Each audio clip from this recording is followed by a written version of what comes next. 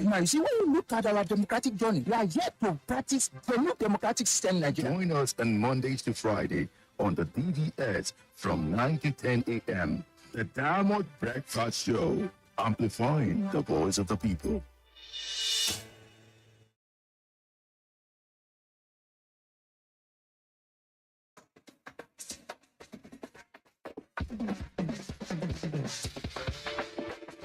From the studios of Diamond 88.7 FM in Loring, this is the Diamond Breakfast Show.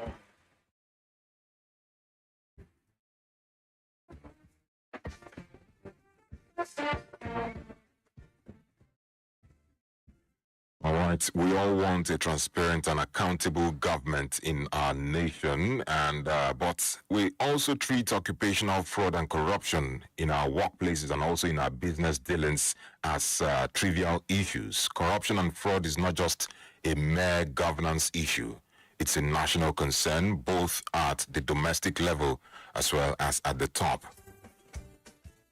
Well, on that note, I welcome you to the Diamond Breakfast Show this morning, the Tuesday edition. Today is the 17th day in the month of February 2026. And it's 8 minutes gone past the hour of 9 on the program this morning. We have important topics to discuss. 3 important topics. We'll be taking a look at the continued protest that occurred yesterday in Abuja concerning the mandatory real-time transmission of election results, and we'll also take a look at the presidency's reaction to the recent issues pertaining to Malam Nasir El-Rufai, the issues he raised, the allegations against the National Security Advisor, and the claim from the presidency that all his statements, all his rhetorics is actually a ploy to divert the main attention, and he's just creating tension for nothing. These are the claims of the presidency. Then from there, we'll move on to a report, yes, that disclosed that Nigerian small and medium-scale enterprises are losing 10 trillion naira to employee fraud annually. So we'll take a look at all this. They are saying, many are saying that it is the government that is corrupt. What about we citizens? What about civil servants? What about private individuals? What about our dealings with our fellow Nigerians? How do we carry out activities and deals with people? Can we say we are not corrupt? All right, as we await our guest, let's discuss this morning. Let's take a look at the first topic.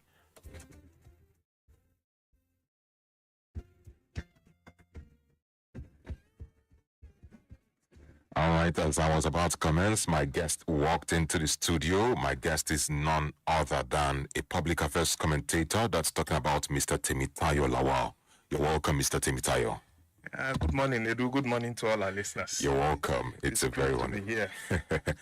All right, let's delve into the conversation this morning. The first topic, the protest on the insistence on mandatory real-time transmission of election results and the recent controversy in the Senate, as well as amongst Nigerians over the electoral amendment bill. There's a clause, the clause 63 of the bill is actually heating up conversations by the day. Last week, Monday and Tuesday, protesters agitated over this, and after assurance from the Senate that things will be done concerning it, another protest occurred yesterday at the National Assembly, and they are calling on lawmakers to make real-time election transmission of election results compulsory in the Electoral Act. Well, they said a lot, and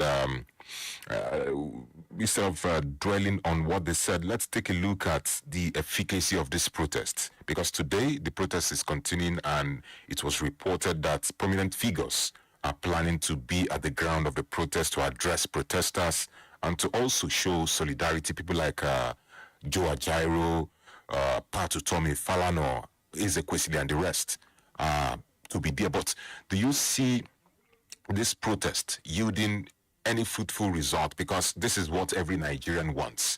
They are saying that if you actually are not scared of the result of the election, of the mandates of what Nigerians want, then why are you not making this mandatory, the transmission of election results? What do you have to say about this? Thank you very much for that question, and good morning again to all our listeners. You're welcome. Well, you see, before treating this question, we need to understand how we got here. We practice what is known in the world over as constitutional democracy. Okay. A democracy that is guided by the rule of law. Yeah. That is democracy that is participatory in nature. What that means is that the electorate key into the electoral process and perform their civic duties by coming out to vote on election day. Okay. Unfortunately, the level of participation of citizens from 1999 till date has been on a downward trend. And what does that tell us? It tells us that there is an increasing loss of confidence in the process by the electorate. And what has brought about this loss of confidence is simply because leaders who have been opportuned to get into public office via the ballot have largely disappointed Nigerians by not being sincere with the way we are being governed or where we are being ruled. Having said that, the Electoral Act 2022. Okay. In that Electoral Act, the real-time transmission of election results from the polling unit was not made compulsory. Okay. And that was where the courts, from the tribunal to the appeal courts up to the Supreme Court, that was what the court ruled upon, that the real-time transmission of results electronically from the polling unit to the IRF viewing portal was not made mandatory. It was just a guideline of the Independent National Electoral Commission. And prior to the run-up to the election in 2023, the chairman of INEC went about media houses, both television and radio. At least I watched a number of episodes on several channels, where he stated emphatically that that election was going to be different, was going to be better than what we've been having before, because now citizens can log on to the INEC website and see their results in real time. Those were his words. Okay. They will see their results in real time. Only for POs, presiding officers, who majorly are core members serving the fatherland. Only for POs across several polling units in this country come on the election day and say they are not going to transmit. That is on the one hand. Two, the BVAS was introduced for the 2023 general elections. Yes. The bimodal voter accreditation system. Yeah. BVAS was expected to be a game changer. What do I mean? With BVAS, accreditation and voting can go on simultaneously, thereby cutting down on downtime. What we had before was people who come, get accredited, go and wait. After some time, you come back to vote. That brought about voter apathy. People felt it is a waste of their time. But now you can be accredited and vote immediately. And then if you want to stay, you stay. If you want to go, you go. Okay. However, on the election day, we heard that there was a technical glitch. And then, even till today, Nedu, if you check the website of INEC, if you check their IRF portal, you will still find altered, mutilated, defaced election result sheets, what we call the form EC8A, on the IRF portal. So that is why people are saying, transmit these results immediately. We have seen it in several countries, where as the results are coming in, it is showing on a dashboard. So what is there? And with the humongous amount of money that has been deployed into our elections, technology should reduce human interference. Now, I'm not of the opinion that real-time transmission is a silver bullet. No. But it is a step in the right direction. Okay. What do I mean? The process of voting or elections is that after accreditation and voting, of course, all the candidates are expected to have polling unit agents who will be present at every polling unit. The 177,000 polling units we have nationwide, depending on your area of coverage, whether you are at the local government level for a candidate, or you are at the state level, or you are at the federal level. Now, after elections have been concluded, votes have been counted, the ballots, we are not removing the manual system of voting. We are not introducing electronic voting. After the ballots have been counted, the result is entered into the form EC8A in the presence of the polling unit agents and election observers. Then, the INEC guideline says that a copy should be given to every polling unit agent at the polling unit. A copy is issued to the security agencies. And a copy is pasted on the wall at the polling unit for all bystanders to view and accredit that, oh, this is the result that was read out to us, because the PO is expected to count the ballot in the presence of everybody present and announce.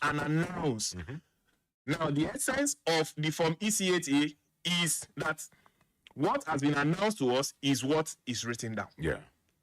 In an ideal situation. However, over time, we have seen that what is announced at the polling unit, by the time we get to the collation center, either at the ward, the state, or federal, there is usually between between the polling unit and the collation center, there is always a miracle. Alterations. That is where the alteration occurs. That is why people are advocating for real-time transmission, so that one polling unit A, candidate A, B, C have scored X, Y, Z amount. We can be following it as it is dropping, and we can be making our own calculations. So when it gets to the polling unit, you will not announce a figure for us that is not consistent with what is on the IRF portal and what we have had at the polling unit. It is the insincerity of purpose of not just the leaders, even those who are saddled with the responsibility of conducting the election, from the INEC staff to the security agencies to even the ad hoc staff. So we are all in this together. All right. We have to go on a commercial break right now, and there's a lot to unpack from this conversation. Despite the huge funds, the 2027 general election has already been budgeted for. Over 800 billion naira has been, earmarked for the elections, with hopefully it might be changed or altered as time goes on. But despite all these huge funds, many are advocating for the real-time transmission of election results so as to ensure transparency. And this is what we're discussing this morning on the Diamond Breakfast Show. Start sending your contributions and your comments concerning this particular topic. The number to send your message is 0913-655-6864. I'll be right back. Assalamu alaikum wa rahmatullahi wa barakatuh to our dear brothers and sisters in Islam. The much anticipated month of Ramadan is fast approaching. The month of reflection, forgiveness, tranquility, and abundant blessings. At Diamond 88.7 FM, Miloring, we have designed affordable packages to celebrate with you and make this Ramadan a memorable and rewarding one. You can sponsor our Ramadan Tafsir or support any of our programs with tangible items to be distributed during this holy month. We enjoin you to embrace peace, make more du'as, and give to the needy this Ramadan. For further inquiries, please call 091-2929-4332. May Almighty Allah accept it as an act of ibadah. Marhaban bika ya Ramadan.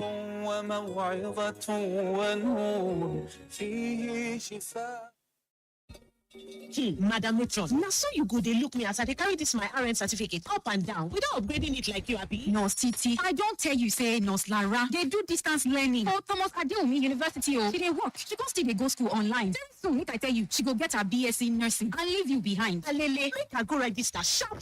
Tell all my friends too. This is a big opportunity for all my nursing friends. Now so, for just 200,000 naira per session, you set fit get BSc nursing for Thomas Adeomi distance learning. For more inquiries, call the number 0803-357-8369 or call 090-231-30170 or visit our website at www.pau.edu.ng. Better be iron and care. Be good for your body. Yeah. Are you not aware? Quality the day for yeah. Your daily friend. For your blood, if it's 10 over 10. Oh, yeah. Feel your turn. Just to it on fasting testing. Blood builder for everybody. Healthy body for everybody. Perubina, product of Beats in healthcare. Follow us on social media, Facebook, Twitter, and Instagram at Diamond 887 FM. Diamond FM, shining supreme.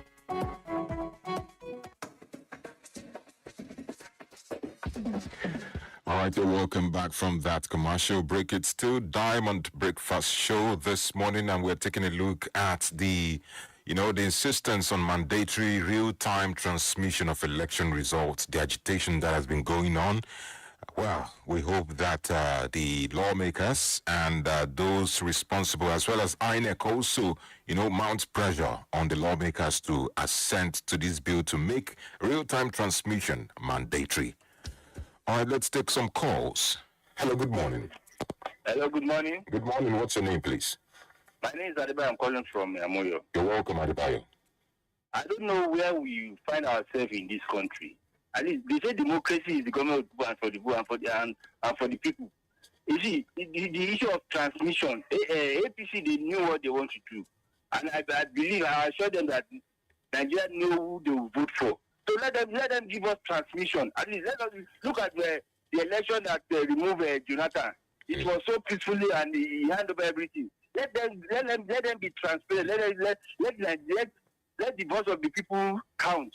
All right. They do what they have collected their cover. They know that 2027 they are going to lose woefully. That's why they are using every shenanigans to monitor everything. All right. Thank you so much, Adebayo from Amoyo.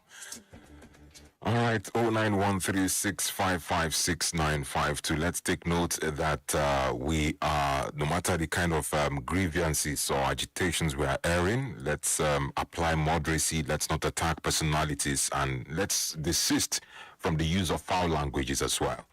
Hello, good morning. Good morning, Uncle. Good morning. Good morning. The great, more wisdom, sir. You're welcome. Professor, I just speaking from airport. You're welcome, Professor. Only sincerity is warning us in this nation. There's no problem that they transmit the result immediately because our leader is traveling to abroad. They are watching the electoral system there. So I don't see the reason why that this one can be a problem in our nation on election issue. They're supposed to buy tangible electoral equipment, stand differ. All the techniques that they need for this election is approaching now by grace of God. This cannot be the agitator that waste a lot of time. It's an easy system. They know it, and sincerity must follow. Right. We will lack three things in this nation: sharing of God love and good judgment. That's what is warning us. But still, God is in our side. All right. Thank you so much, Prophetess Ayodele, for your contribution. Always praying for the nation. Keep your calls coming in 09136556952. Hello, good morning. Good morning, Mr. Nedu. Good morning, Mr. Godwin. Yes, your family. Thank you.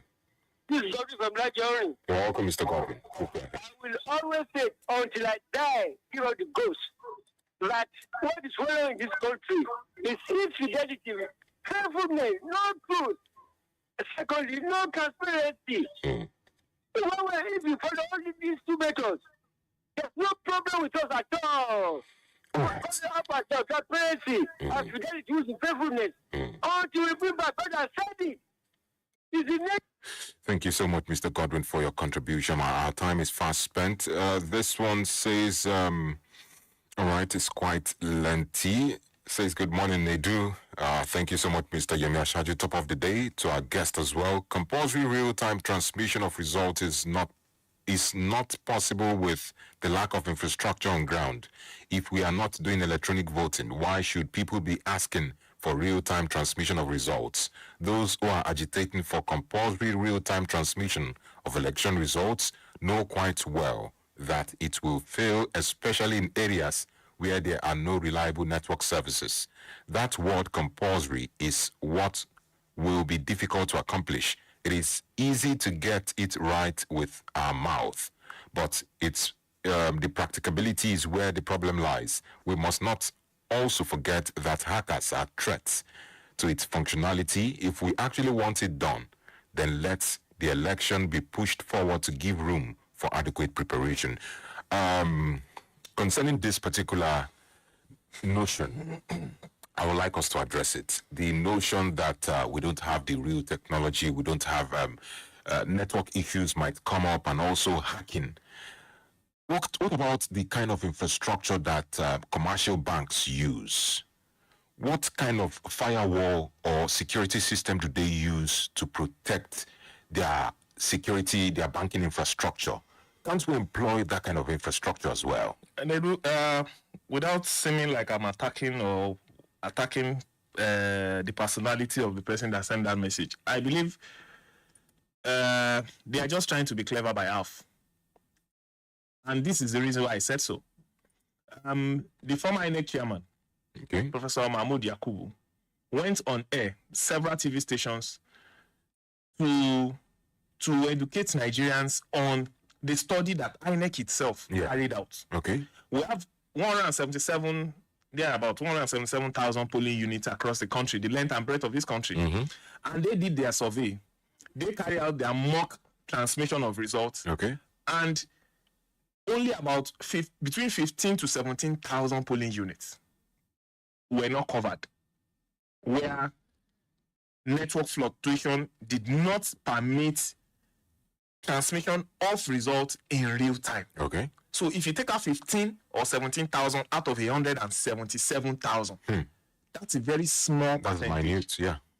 And my knowledge of statistics, that minute percentage is not enough for you to cancel the entire process or for you to jettison that very idea. Just like you said, how do banks do it?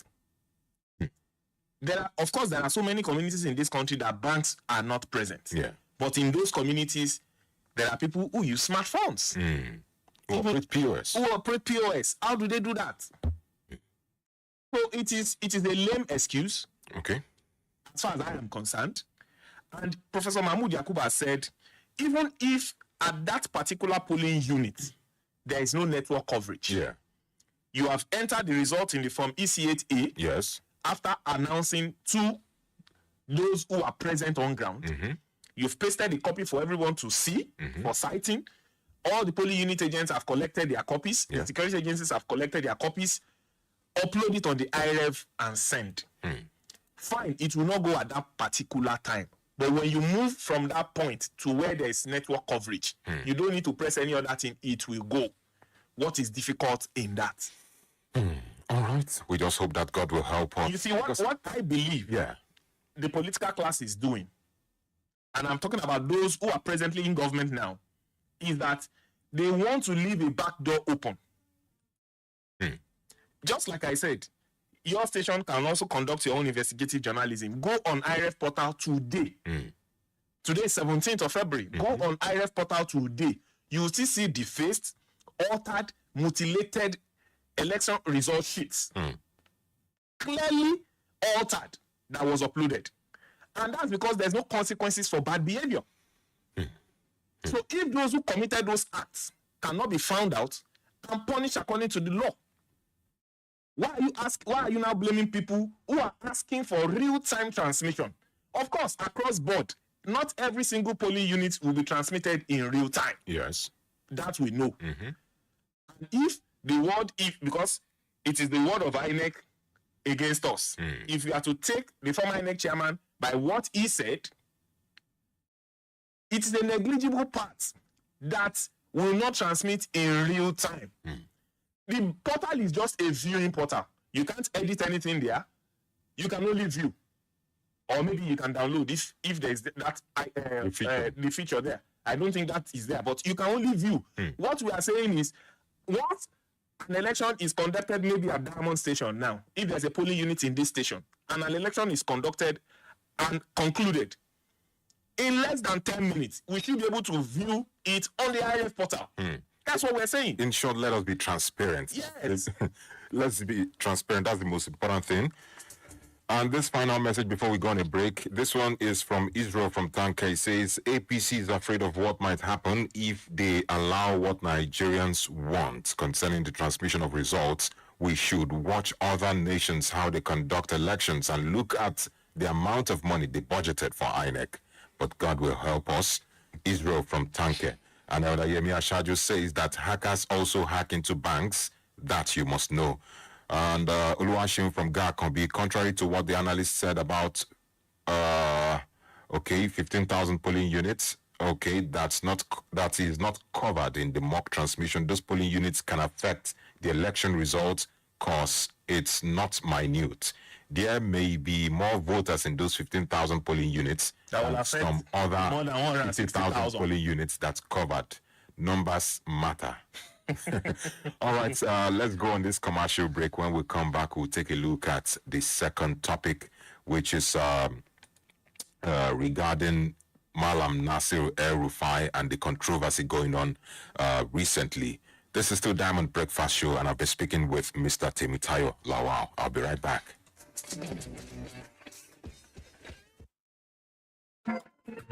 The Independent National Electoral Commission will resume the recently suspended nationwide continuous voter registration exercise to register eligible citizens who have never registered before or turned 18 after the last registration exercise. From Monday, 5th of January 2026, intending registrants can visit the INEC voter registration portal on www.cvr.inecnigeria.org to pre-register online, book an appointment, and complete the process by walking into any INEC office nearest to them to capture their fingerprints and photographs. Please be informed that all those who pre-registered online during the first phase of the CVR can still complete their registration during the second phase. INEC state and local government area offices nationwide will also be open for persons who wish to register physically. Previously registered voters who wish to transfer their registration, apply for replacement of lost or damaged PVCs, or correct their personal information in the register of voters can do so within this period. Remember, multiple registration is an offense and offenders will be prosecuted. This message is brought to you by the Independent National Electoral Commission.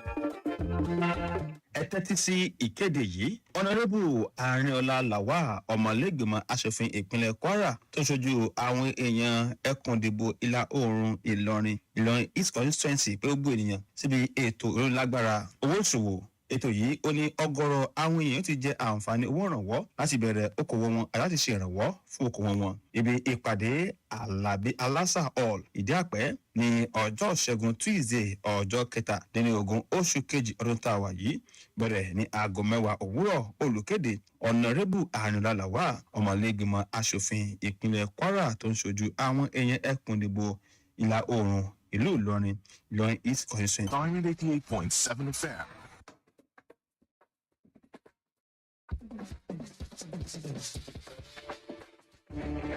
All right, we're glad you're still listening to your shining supreme station, Diamond 88.7 FM. All right, let's move on to our second conversation.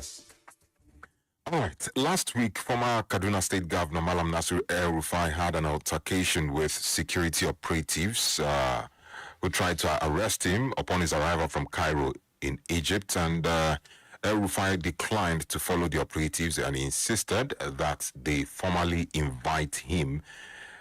The former governor, however, went on national TV to narrate his ordeal at the airport and what actually went wrong.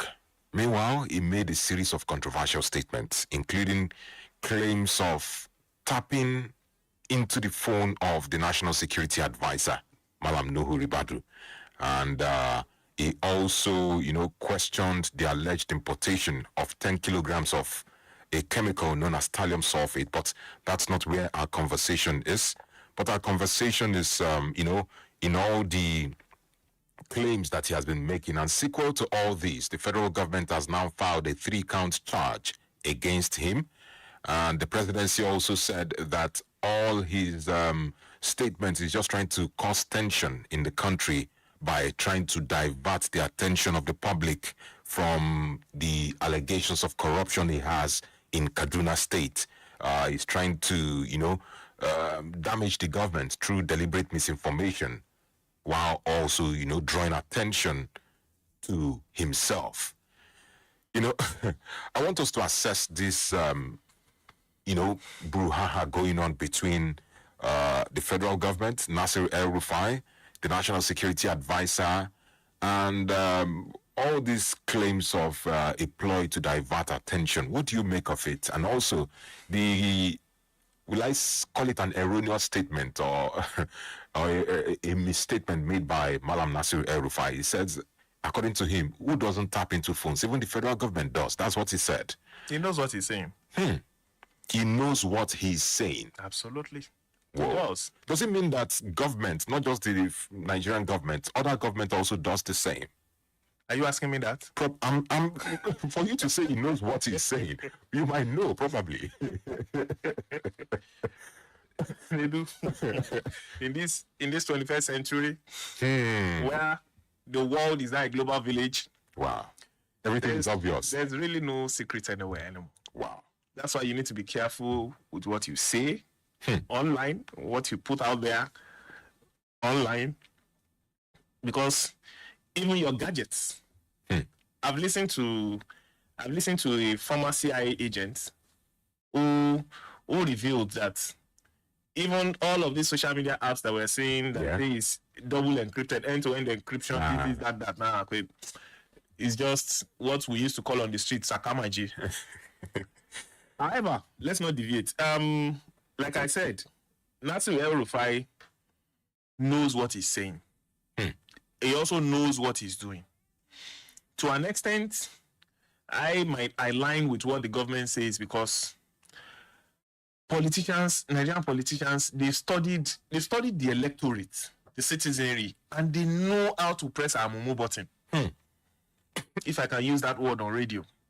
Because it will not surprise me if some groups of people go out there now, so Ashwebi and co, and start protesting for and against Nasir El-Rufai. It's a distraction ploy on the one hand, because during his time as governor of Kaduna State, his rap sheet is so long. Is it human rights abuses we're going to talk about? Is it allegedly?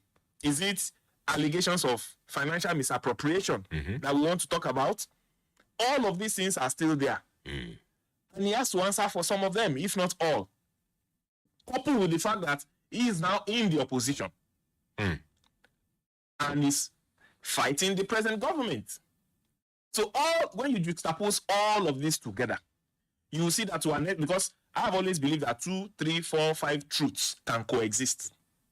The government can be right in saying this is a distraction, he's trying to create tension and all whatnot. Yes. But they have also failed to address the allegation that the government as well listens in on our conversations. The technology is out there. I, like every other average citizen, don't have access to the amount of resources and state institutions that those in government have access to. And don't forget, he's a former governor. There are troves of information that he has access to while he was in government, and even now that it's out of government, that you and I don't have access to, that we are not privy to. So, I don't have a dog in this fight.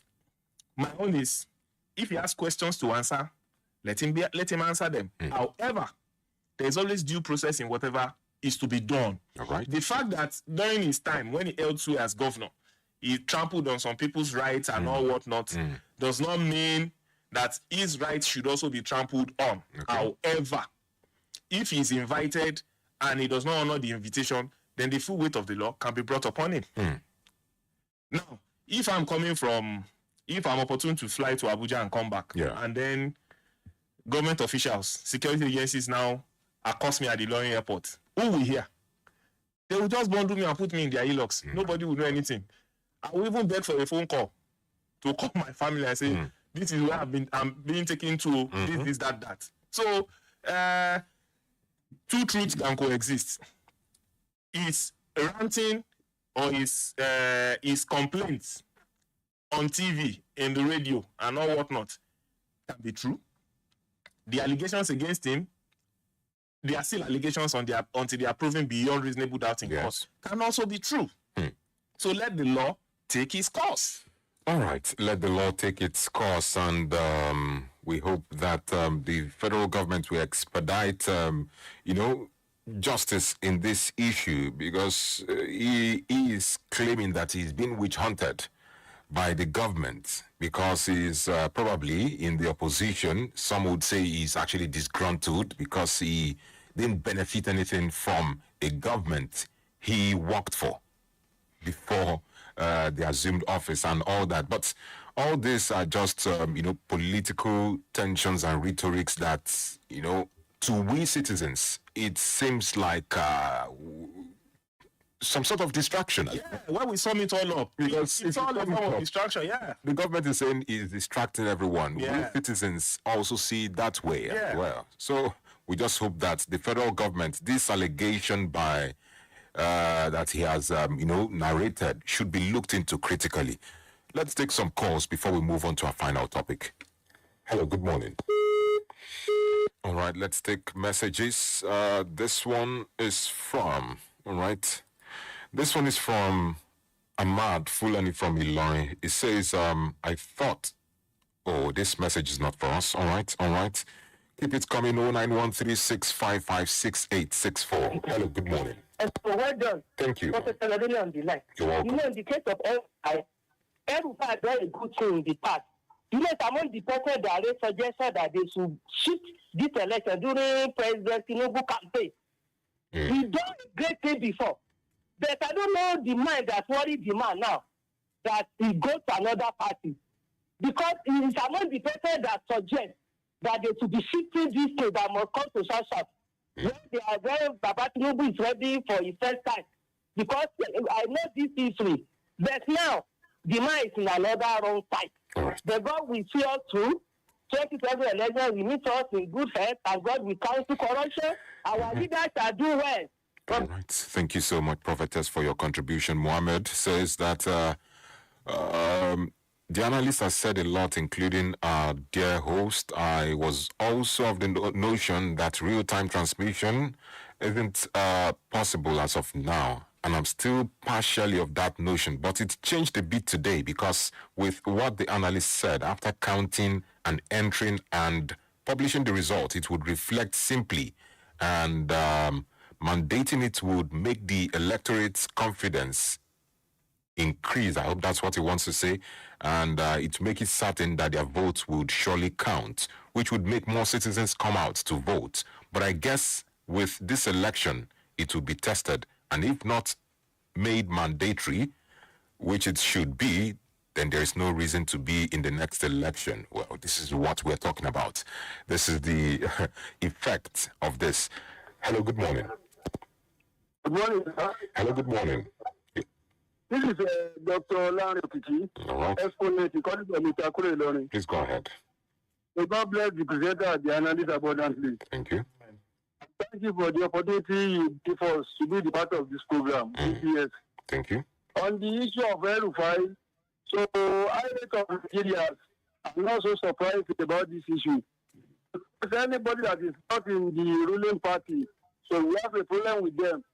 So sure to say El-Rufai is in APC, they will not to cover him on this allegation. But because he's no more doing with them, it's another party. That is all this is happening. Though I'm not opposing the arrest of him to check what he's doing in terms of his administration. So, but this is what is happening. Anybody that's not in the ruling party, you have a problem. Thank you so much, Dr. Larry Kiki. That's a valid submission. Elder Yemi Ashaju says nobody should be above the law. If an ordinary person has done what El-Rufai did, we all know what will happen. He has committed cybercrime, offense, and he must be made to face it. Is a security threat who must be watched closely. He is trying to pull the country down, all because he was denied ministerial appointment. Now that he has been charged to court, we shall see how he will swim against the tide. The evils he did may probably be what is haunting him.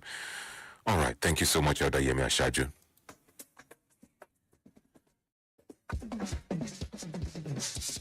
All right, this message says, good morning, gentlemen. The truth is that any policy that doesn't work in this country is the one that the politicians doesn't want to work. We shouldn't make any mistake about it. All those lame excuses they are advancing is their game tricks and should not be acceptable.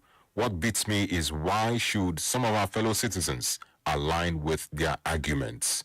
Nigerians, wake up and shine your eyes. Ben Okorie from Taiwo. Thank you so much, Ben Okorie, for your contribution. Let's quickly move on to our final conversation. All right. According to Global Occupational Fraud Studies, organizations' loss is always attributed to employee-related fraud, and it accounts for about 5 to 10% of annual loss in revenue. Now, the Director General of the Center for the Promotion of Private Enterprise, Dr. Muda Yusuf, has claimed that the nation's micro, small and medium enterprises may be losing between 5 to 10 trillion naira annually to employee corruption and occupational fraud. In other words, a small and medium enterprise might be closed down due to the corruption of employee. This is what they are saying. And besides other challenges that they face, this is a major challenge that small and medium enterprises are facing. And if it's big manufacturing industries or manufacturing firms, they can be able to, absorb that kind of, shock. But these are small and medium enterprises that are still finding their footing. Some are still being funded by investors. And if you take a look at some of the consequences of all this, it can lead to total elimination of profits, even depletion of the company's working capital. But I want you to address this issue because we are complaining that the government is corrupt. But if you look at the civil service, if you look at even private firms, we will still find corruption entrenched in all these sectors. What do you have to say about this? Absolutely. It's spot on, even if I don't totally agree with the quoted figure. Okay. Because I only feel it's exorbitant. Yeah, I feel, how do I put it? The data with which they arrived at that figure is what I need to look at before I can be comfortable with, because it looks big to me. Then two, it's good this issue is coming up because it's a whole lot to unpack. You see, corruption has embedded into the fabrics of this country. It has permeated virtually every single sector of our national life and personal lives. One example comes to mind. I have a schoolmate who decided to take her savings. She's a banker. She's a lawyer working with a bank in Ogun State. And she put all of her life savings with the life savings of the husband and even from the father to establish a farm somewhere in Ogun State. And in our group, in our old students group, she posted a video where she caught about 4 of our workers. Nedu, one woman alone, just one, was making away with more than 6 crates of eggs. Whoa. I never knew. And it's not something she does once, she does it consistently. Of course. It was CCTV that picked her. Wow. I never knew people can go to the extent of taking these yellow-colored jerry cans. Okay. And then what you will do is just break the egg a little at the top, and then the content will go into that jerry can. Whoa. So it will be as if the eggs were broken, maybe at the point of lay. Yeah. It was broken, and then the content leaked out. And you just see that woman will go in and come out with jerry can, unknown to the owner that it is filled with eggs. Wow. The head tie. This is surprising. Eggs will be full inside. The head tie. The head gear. As in, when she shared her experience, because we usually have a business day on the group where we discuss our businesses, the challenges we face and all whatnot as a group. And I was almost in tears. That man, and you say these businesses are not breaking even. How will they break even? Because the virus of corruption has eaten so deep into every fabric of our national life and our personal lives. And we need to have a total reorientation. Well, the one in the civil service is well known. What is going on in the private sector is gargantuan. Wow. Of course, the owners of businesses have their own blames too. But employee fraud, it's a big thing. Wow. And we really need to work on it. businesses are actually facing a lot. But what are some of the systems they need to put in place to ensure that these leakages do not come up consistently? Well, number one is their surveillance system should be upgraded. That's number one. Number two, business owners too should, instead of employing, maybe you employ 10 people, and you underpay them. Why not employ 5 and pay them well? Because some of the things that lead, I don't accept. To me, anything stealing, there's no excuse that is acceptable. Yes. However, when you catch some of them, what they tell you is they have to do all of this because what they are taking home cannot take them home. So we should also evolve a system of rewarding good behavior, rewarding excellence at work. Got this experience too. You do the right thing. Sometimes management will not even say thank you. But once you have a misstep, they give you query. Why? So it is a whole lot to unpack. But business owners, please improve your surveillance system. And wherever there are avenues where your workers can, pilfer or steal company property, try to block all those avenues. Yes. And then pay them well. All right. Thank you so much for your submission, Mr. Lawal. And let's permit others to add their own contributions. The last topic is regarding the loss of, allegedly 10 trillion naira, over 10 trillion naira lost to employee fraud. And our guest says that figure is still debatable. Trillion. Well, let's say huge, humongous amount of money. Yeah. Well, because this trillion is still debatable. Because I'm still trying to research on it, and all I'm saying is millions. I've not yet seen billions so far. Hello, good morning. Well done, more wisdom. Thank you so much. Any name given to it, fraud is fraud. Yeah, Professor Adele on the line. Thank you. Until they control corruption and they to let EFCC and CTC work. And business owners, as the guy says, they need to motivate their staff in giving them good salary and encourage them. The federal government is doing, they will do promotion and do the assessment of upper form. They should try and give their staff good salary and what how Nigeria is now that we are using plenty money to buy small things in the nation. The God will help us. God will concentrate for us. God bless you, Diamond FM, backward never. Thank you so much, Prophetess, for your contribution. And looking at some of the kind of businesses that faces this challenge, we have those involved in trading, hospitality, food services, entertainment. These are the kind of businesses that are challenged with these issues, especially trading, just like you mentioned.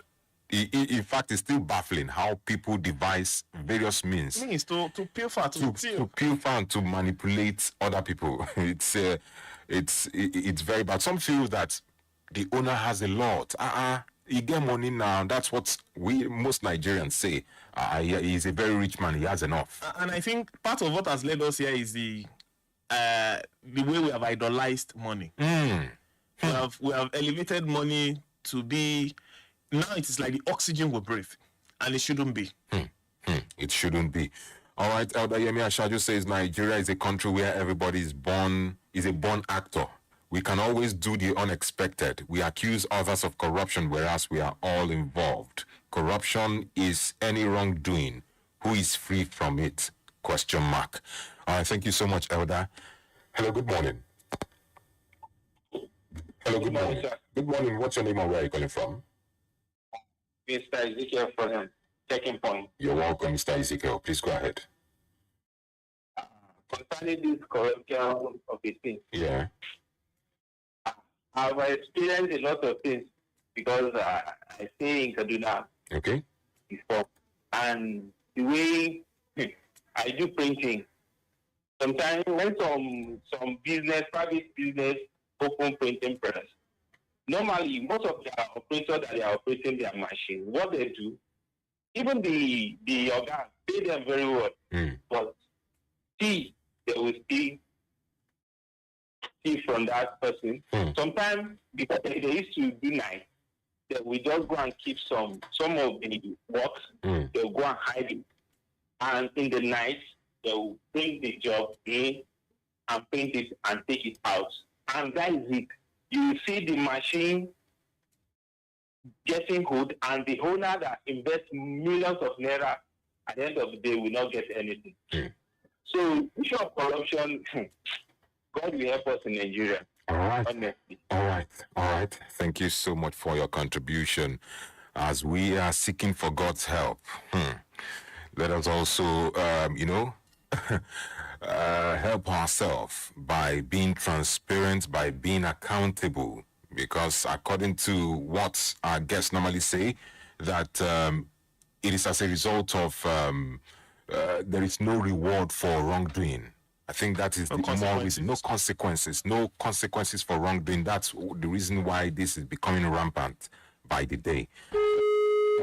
All right. This is where we'll be drawing the curtains on today's edition. Mr. Lawal, give us your final take and we'll call it a day.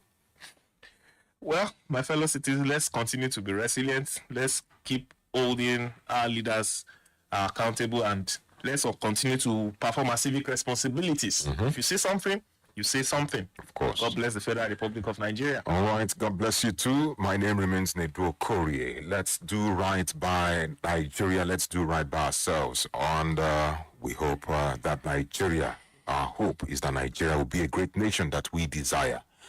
My name is Nedu Okorie. My friends call me Mazio Dogu. Have a wonderful day.